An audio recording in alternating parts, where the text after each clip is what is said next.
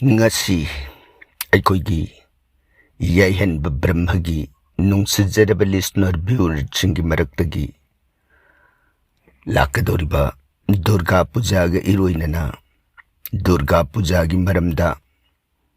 Block ꯑꯃꯇꯪ ꯁꯦꯝꯕꯤꯔꯛꯅꯅꯕ ꯍꯥꯏꯗꯅ ꯄꯨꯈꯠꯄꯤꯔꯛꯈꯤꯕꯒꯤ ꯋꯥꯐꯝꯁꯤꯕꯨ ꯂꯧꯈꯠꯆꯔꯒ ꯗꯨꯔꯒꯥ ꯄꯨꯖꯥꯒꯤ ꯄꯣꯁ ꯑꯁꯤꯃꯇꯪ ꯈ꯭ꯋꯥꯏ ꯄꯨꯟꯅ ꯈꯪꯃꯤꯟꯅꯕ ꯌꯥꯅꯅ ꯃꯑꯣꯡꯗ ꯂꯧꯈꯠꯆꯔꯤ꯫ दुर्गा पूजा की अहानबदा दुर्गा पूजा कच्चबगी कानब करिनो हाइबगी मतांगसदा तसेंगना इबेमगी पूजा सिबु थाजना नुंगसिना इबेमगी पूजा सिबु कच्चरब मी महाक अदुगी मफमदा मी कनागुंबना मफमदा फत्तना लानना येंगबीब मिएंगदगी ngaktokpi जेंगना तिंखंग मखल कयादगी ngaktokpibga loinana ana ayek मखल कयादगिसु कोकपीबा अमदि लनथुम चौखटपा बुद्धि ज्ञान चौखटपा नुंगाइबा मखल मखनबु पिनबी मखल कयागी अनिंगबा अपाम्बबुसु मसाना होटनजरिबा अदुदा चाउना माई पाकबदा तेंबांगबीबा ओई हाइबा वाफम असि शास्त्रना थंबिरमी हाइरिबा सिगुंबा दुर्गा पूजा असिबु नवरात्रि पूजा हाइरगसु खंगी। नवरात्रि पूजा हाइना खंगनरुबगी मरमदि करिगिनो ना हाइबदा अहिंग मापन की पूजा हाइबनी हाइरिबा अहिंग मापन की पूजा हाइरगसु खंगनरिबा दुर्गा पूजा इबेमगी मेराथागी लांगबन थागी संक्रांति हाइबदी नुमित थाजतना लांगबन थागी खोंचत ओइबो अदुगा थागी थाजतना मेरा थागी खोंफम ओइरबा मतमसिदा इबेमगी पांगथोकनरिबा पूजासी नवरात्रि पूजा हाइना खंगनरुबगी मरमदि करिगिनो हाइबद नोंग पानबदगी हौरगा मापन्नि पानब फाउबगी अहिंग मापनगी पूजासी कटकदबनी हाइब नियम सिदनी मसिबु नवरात्रि पूजा हाइदना बेदना थंबिरमिबसी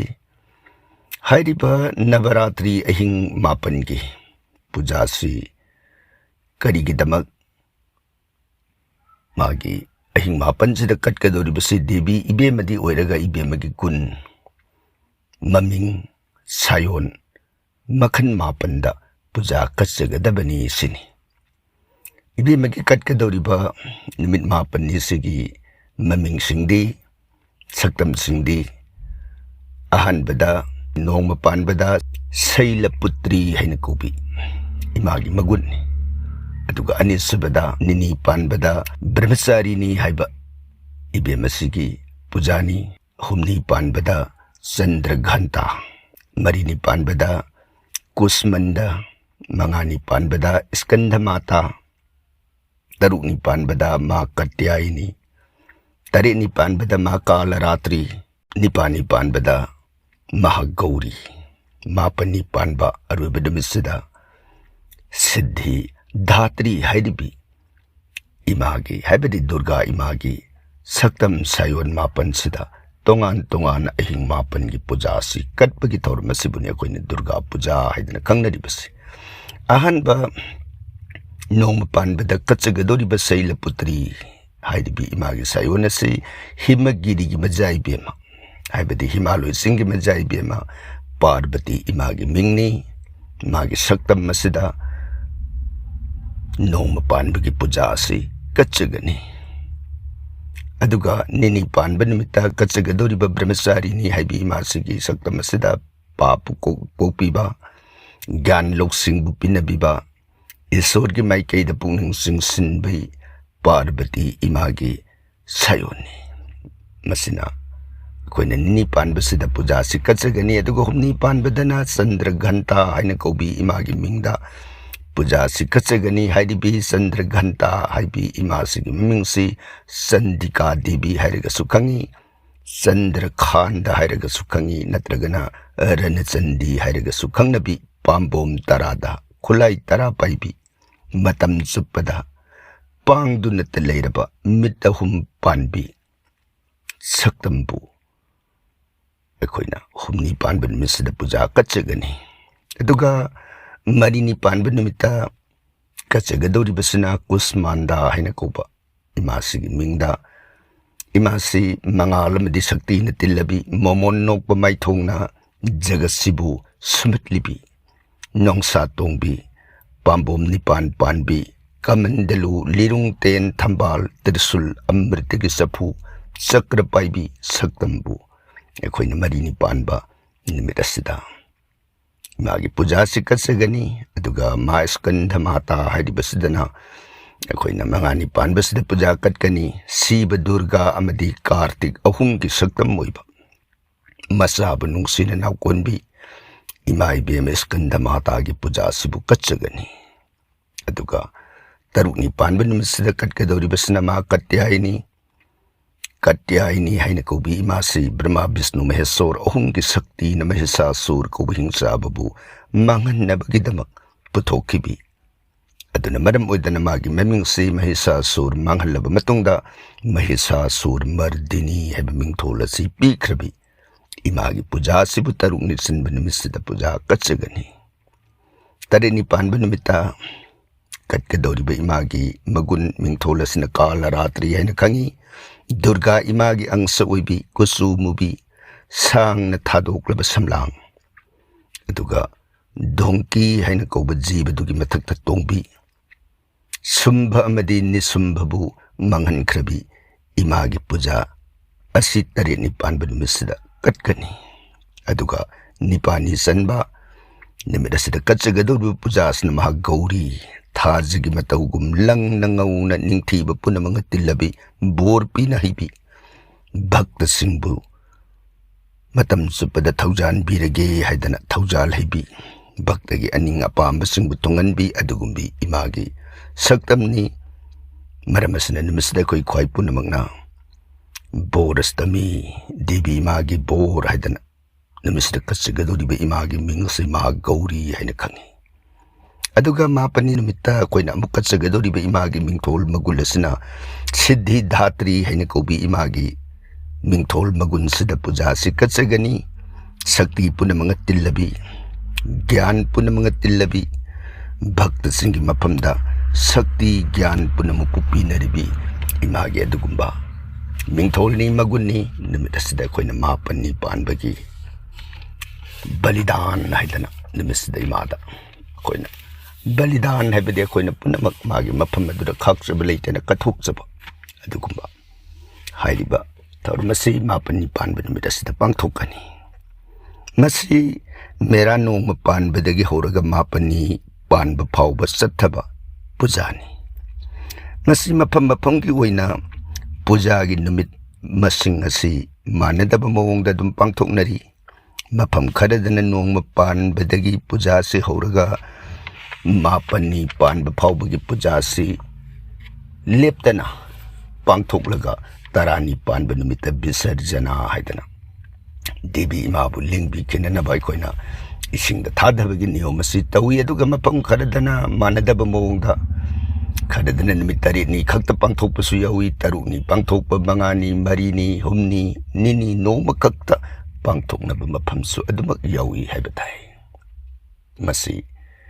ꯕꯦꯡꯒꯣꯜꯅꯆꯤꯡꯕ ꯅꯣꯔꯠ ꯏꯁ ꯏꯟꯗꯤꯌꯥꯒꯤ ꯃꯐꯝꯁꯤꯡꯗꯗꯤ ꯅꯨꯃꯤꯠ ꯃꯉꯥꯅꯤ ꯄꯥꯡꯊꯣꯛꯄꯒꯤ ꯅꯤꯌꯣꯝ ꯑꯁꯤꯗ ꯆꯠꯅꯔꯤ ꯑꯗꯨꯅ ꯑꯍꯥꯟꯕ ꯑꯣꯏꯅ ꯃꯦꯔꯥꯒꯤ ꯅꯣꯡꯃ ꯄꯥꯟꯕꯒꯤ ꯄꯨꯡꯅ ꯂꯩꯔꯤꯉꯩ ꯁꯟꯙ꯭ꯌꯥ ꯀꯥꯜ ꯍꯥꯏꯕ ꯇꯥꯏ ꯃꯇꯝꯁꯤꯗ ꯑꯩꯈꯣꯏꯅ ꯘꯣꯠ ꯄꯨꯖꯥ ꯂꯤꯡꯈꯠꯇꯨꯅ ꯄꯨꯖꯥ ꯀꯠꯆꯕ ꯌꯥꯝ ꯐꯩ ꯅꯣꯡꯃ ꯄꯥꯟꯕꯒꯤ ꯄꯨꯡꯅ ꯂꯩꯕ ꯃꯇꯝ ꯎꯠꯆꯔꯤꯕ ꯑꯁꯤꯗ ꯌꯦꯡꯕꯤꯔꯁꯤ ꯃꯁꯤ ꯃꯅꯤꯄꯨꯔꯒꯤ ꯄꯨꯡꯐꯝꯅꯤ ꯑꯗꯨꯒ ꯇꯥꯏꯅꯔꯛꯄꯗ ꯃꯔꯛꯁꯤ ꯑꯃꯨꯛ ꯑꯩꯈꯣꯏꯒꯤ ꯁꯤꯗꯗꯤ ꯂꯦꯞꯊꯣꯛꯑꯒ ꯑꯩꯈꯣꯏꯅ ꯇꯔꯨꯛꯅꯤ ꯄꯥꯟꯕꯗꯒꯤ ꯄꯨꯖꯥꯁꯤ ꯑꯃꯨꯛ ꯍꯧꯅ ꯆꯠꯊꯕ ꯏꯕꯦꯝꯃꯒꯤ ꯄꯨꯖꯥꯁꯤ ꯑꯗꯨꯅ ꯇꯔꯨꯛꯅꯤ ꯄꯥꯟꯕꯁꯤꯗ ꯑꯩꯈꯣꯏꯅ ꯄꯥꯡꯊꯣꯛꯀꯗꯧꯕꯁꯤ ꯕꯤꯜꯚ ꯅꯠꯇ꯭ꯔꯒꯅ ꯕꯤꯜꯋꯥ ꯅꯤꯃꯟꯇ꯭ꯔꯟ ꯍꯥꯏꯗꯅ ꯍꯔꯤꯈꯥꯒꯣꯛꯄꯨ ꯕꯥꯔꯇꯣꯟ ꯀꯠꯆꯕ ꯍꯔꯤꯈꯥꯒꯣꯛꯄꯨ ꯀꯧꯖꯕ ꯍꯥꯏꯔꯤꯕ ꯊꯧꯔꯝ ꯑꯁꯤ ꯄꯥꯡꯊꯣꯛꯏ ꯍꯥꯏꯔꯤꯕ ꯕꯤꯜꯚ ꯅꯤꯃꯟꯇ꯭ꯔꯟ ꯑꯁꯤ ꯃꯦꯔꯥ ꯇꯔꯨꯛꯅꯤ ꯄꯥꯟꯕ ꯅꯨꯃꯤꯠꯀꯤ ꯄꯨꯡꯗ नुमिदांग वाइगी मतमदा तौगदब अदुगुंबा हरिखागो बारतोन कटबगी थौरमनी अदुबु मसी ꯏꯪ 2025 ꯁꯤꯒꯤ ꯑꯣꯏꯅ ꯇꯥꯡ 23 ꯃꯦꯔꯥꯒꯤ 5ꯅꯤ ꯄꯥꯟꯕ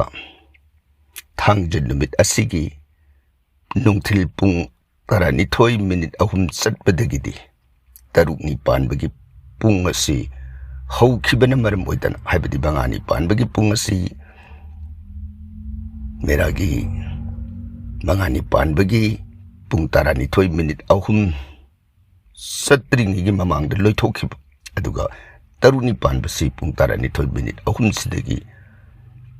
ꯍꯧꯕꯅ ꯃꯔꯝ ꯑꯣꯏꯗꯅ 5ꯅꯤ ꯄꯥꯟꯕꯒꯤ ꯅꯨꯡꯊꯤꯜ ꯄꯨꯡ 2:40 ꯄꯨꯡ 5:05 ꯅꯨꯃꯤꯗꯥꯡ ꯋꯥꯏꯒꯤ ꯃꯇꯝꯁꯤꯗ ꯑꯩꯈꯣꯏꯅ ꯍꯥꯏꯕꯗꯤ ꯃꯥꯒꯤꯗꯤ 6ꯅꯤ ꯄꯥꯟꯕꯒꯤ ꯄꯨꯡꯒꯤ ꯃꯇꯝꯗ ꯅꯨꯃꯤꯗꯥꯡ ꯋꯥꯏ ꯃꯇꯝ ꯑꯣꯏꯕ ꯍꯥꯏꯕ ꯑꯗꯨꯅ 6ꯅꯤ ꯄꯥꯟꯕꯒꯤ ꯅꯨꯃꯤꯗꯥꯡ ꯋꯥꯏ ꯃꯇꯝꯁꯤ 5ꯅꯤ ꯄꯥꯟꯕ ꯅꯨꯃꯤꯠ ꯑꯁꯤꯗ 6ꯅꯤ ꯄꯥꯟꯕꯁꯤꯅ ꯄꯨꯡ 12:03 ꯍꯧꯔꯕꯅꯤꯅ ꯉꯁꯥꯏꯒꯤ ꯄꯨꯡ 2:40 ꯄꯨꯡ 5:05 ꯐꯥꯎꯕꯒꯤ ꯃꯇꯝ ꯑꯁꯤꯗ ꯅꯨꯃꯤꯗꯥꯡ ꯋꯥꯏ ꯑꯣꯏꯕꯅꯤꯅ ꯃꯁꯤꯒꯤ ꯃꯇꯝꯁꯤꯗ ꯍꯔꯤꯈꯥꯒꯣ ꯕꯥꯔꯇꯣꯟ ꯇꯧꯔꯣ ꯍꯥꯏꯕ ꯃꯊꯪꯒꯤ 6ꯅꯤ ꯄꯥꯟꯕ ꯅꯨꯃꯤꯠꯇꯨꯒꯤ ꯅꯨꯃꯤꯗꯥꯡ ꯋꯥꯏꯒꯤ ꯃꯇꯝꯗꯤ ꯐꯪꯉꯔꯣꯏꯗꯣꯏꯅꯤ ꯀꯔꯤꯒꯤꯅꯣ ꯍꯥꯏꯕꯗ ꯃꯊꯪꯒꯤ 6ꯅꯤ ꯄꯥꯟꯕꯁꯤꯗꯤ ꯑꯩꯈꯣꯏꯅ ꯅꯨꯡꯊꯤꯟ ꯄꯨꯡ 2 ꯈꯔ ꯍꯦꯟꯕ ꯃꯇꯝꯗ 8ꯅꯤ ꯄꯥꯟꯕꯒꯤ ꯄꯨꯡ ꯆꯪꯈꯤꯕꯅ ꯅꯨꯃꯤꯗꯥꯡ ꯋꯥꯏꯒꯤ ꯃꯇꯝꯗ 6ꯅꯤꯒꯤ ꯄꯨꯡꯁꯤ ꯂꯩꯔꯔꯣꯏꯗꯧꯕꯅ 6ꯅꯤꯁꯤ ꯃꯃꯥꯡꯒꯤ 5ꯅꯤ ꯄꯥꯟꯕ ꯅꯨꯃꯤꯠꯁꯤꯗ ꯐꯪꯉꯕꯅꯤꯅ 5ꯅꯤ ꯄꯥꯟꯕ ꯅꯨꯃꯤꯠꯁꯤꯒꯤ ꯄꯨꯡ 2:39 ꯄꯨꯡ 5:05 ꯐꯥꯎꯕꯒꯤ ꯃꯇꯝꯁꯤꯗ ꯍꯔꯤꯈꯥꯒꯣ ꯕꯥꯔꯇꯣꯟ ꯀꯧꯕꯒꯤ ꯊꯧꯔꯝ ꯑꯁꯤ ꯄꯥꯡꯊꯣꯛꯆꯔꯒꯅꯤ ꯃꯁꯤꯒꯤ ꯑꯩꯈꯣꯏꯅ ꯎꯠꯆꯔꯤꯕ ꯐꯤꯕꯝ ꯑꯁꯤ ꯌꯦꯡꯕꯤꯔꯒꯅꯤ ꯅꯨꯃꯤꯠꯁꯤꯗ ꯒꯣꯠ ꯄꯨꯖꯥ ꯏꯃꯥꯕꯨ ꯀꯧꯕꯁꯨ ꯑꯗꯨꯝ ꯆꯠꯅꯩ ꯑꯗꯨꯕꯨ ꯃꯥꯒꯤ ꯅꯤꯌꯣꯝꯒꯤꯗ ꯍꯥꯏꯕ ꯇꯥꯔꯒꯗꯤ ꯃꯊꯪꯒꯤ ꯀꯜꯄꯥꯔꯝꯚ ꯍꯥꯏꯗꯅ ꯑꯃꯁꯨꯡ ꯑꯀꯥꯜ ꯕꯣꯙꯟ ꯄꯨꯖꯥ ꯍꯥꯏꯗꯅ ꯀꯜꯄꯥꯔꯝꯚ ꯍꯥꯏꯕꯗꯤ ꯗꯦꯕꯤ ꯏꯃꯥꯒꯤ ꯄꯨꯖꯥꯁꯤꯕꯨ ꯍꯧꯗꯣꯛꯆꯕ ꯍꯥꯏꯕꯅꯤ ꯑꯗꯨꯒ ꯑꯀꯥꯜ ꯕꯣꯙꯟ ꯍꯥꯏꯕꯗꯤ ꯏꯕꯦꯝꯃꯕꯨ ꯍꯧꯗꯣꯛꯄ ꯏꯕꯦꯝꯃꯕꯨ ꯍꯧꯗꯣꯛꯄ ꯍꯥꯏꯕꯁꯤꯗ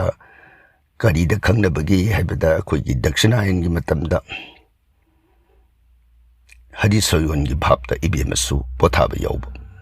ꯑꯗꯨꯅ ꯍꯥꯏꯔꯤꯕ ꯄꯣꯊꯥꯕꯒꯤ ꯃꯇꯝ ꯑꯁꯤ ꯁ꯭ꯔꯤ ꯔꯥꯃꯆꯟꯗ꯭ꯔꯟ ꯔꯥꯕꯣꯟ ꯕꯣꯙꯒꯤꯗꯃꯛ ꯏꯕꯦꯝꯃꯕꯨ ꯃꯇꯝ ꯅꯠꯇꯅ ꯌꯥꯀꯥꯏꯍꯟꯕ ꯍꯧꯗꯣꯛꯄ ꯑꯗꯨꯒꯤ ꯚꯥꯞ ꯑꯗꯨꯗ ꯑꯩꯈꯣꯏꯅ ꯑꯀꯥꯜ ꯕꯣꯙꯟ ꯍꯥꯏꯗꯅ ꯏꯕꯦꯝꯃꯕꯨ ꯍꯧꯗꯣꯛꯆꯕ ꯍꯥꯏꯔꯤꯕ ꯊꯧꯔꯝ ꯑꯁꯤ ꯂꯣꯏꯅꯅ ꯄꯨꯖꯥ ꯀꯠꯆꯕ ꯃꯁꯤ 6ꯅꯤ ꯄꯥꯟꯕ ꯅꯨꯃꯤꯠ ꯑꯁꯤꯒꯤ ꯍꯥꯏꯕꯗꯤ ꯇꯥꯡ 29 ꯅꯣꯡꯃꯥꯏꯖꯤꯡ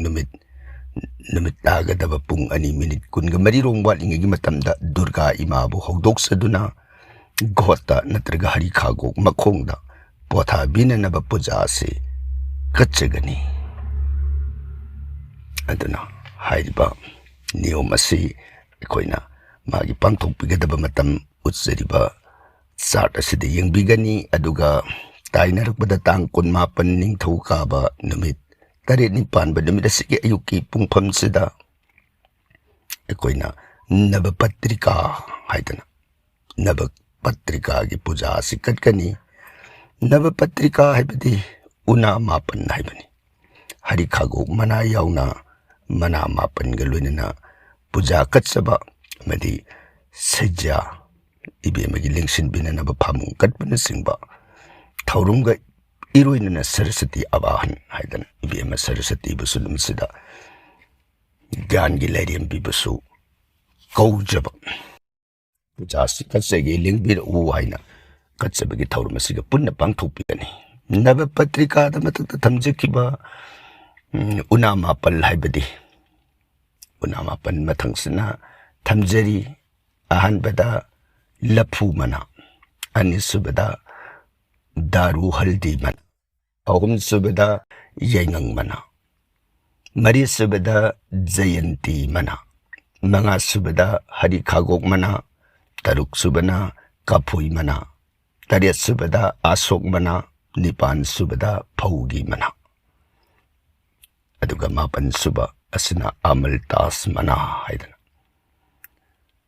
pambising asigi managi mawong mataw akoina picture oina image oina utsaribasida